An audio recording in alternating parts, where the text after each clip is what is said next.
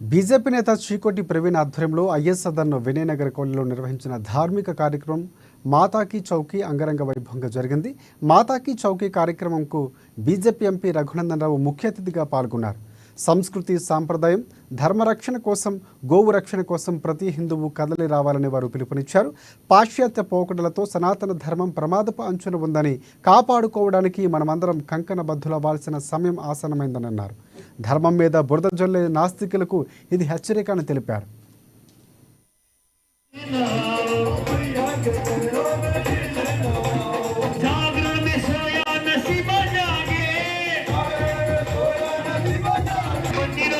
బతుకమ్మ విజయదశమి పండుగ సందర్భంగా కూడా మీకు అందరికీ శుభాకాంక్షలు అభినందనలు తెలియజేస్తా ఉన్నాను. మన దేశంలో సంస్కృతి సాంప్రదాయాలకి పుట్టినిల్లు ఈ గడ్డ, ఈ దేశం. మన దేశంలో ఉన్నటువంటి సంస్కృతి సాంప్రదాయాల్ని అమెరికాకు పోయినా, రష్యాకు పోయినా, ఇంకెక్కడికి పోయినా, సింగపూర్, మలేషియా, ఆస్ట్రేలియా, ఏ దేశానికి పోయినా మన దేశ పండుగల్ని చాలా గొప్పగా జరుపుకుంటున్నటువంటి రోజులు. కానీ దురదృష్టం ఏంటంటే మన దేశంలోనే సంస్కృతి సాంప్రదాయాలు పోయి పక్క దేశాలు, పాశ్చాత్య దేశాల పోకడ పెచ్చరిల్లుతున్నటువంటి గత కొన్ని సంవత్సరాలుగా తిరిగి కరోనా అనేటువంటి ఒక పాండమిక్ సిచ్యువేషన్ వచ్చిన తర్వాత మళ్ళీ మనుషులకి మానవత్వం, మంచితనం, మన దేవుడు, మన వంటిల్లు, అమ్మ పెట్టే అల్లం పసుపులు యాదికి వచ్చినాయి.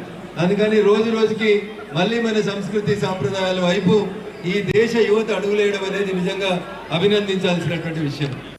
మళ్ళీ ఈ దేశం కోసం, మన ధర్మం కోసం పాటుపడాలనేటువంటి ఆలోచన కొత్త తరం యువత లోపల డెవలప్ కావడం అనేది నిజంగా అభినందించాల్సినటువంటి విషయం, ఆలోచింపజేయాల్సినటువంటి విషయం. బ్రహ్మాండంగా మాతాకి చౌకీ అమ్మవారి భజన్స్తో కూడుకున్న ఒక పూజా కార్యక్రమం నిర్వహిస్తుంటాను. ఎవ్రీ ఇయర్ లెక్కనే ఇక్కడ కూడా ఇప్పుడు ఈసారి కూడా 7,000 మంది రావడం జరిగింది. ముఖ్య ఉద్దేశం లోక కళ్యాణం గురించి చేయడం జరుగుతుంది. హిందుత్వం ఒక ప్రమాద గంటికలో ఉన్న సందర్భంగా మరి పూజలు చేస్తూ మరి ఎవరైతే హిందూ మతంపై, హిందూ దేవతలపై దాడికి పాల్పడుతున్నారో వాళ్ళకి ఒక మంచి బుద్ధిని ఇవ్వాలని ఈ అమ్మవారిని వాళ్ళ ప్రార్థించడం జరుగుతుంది.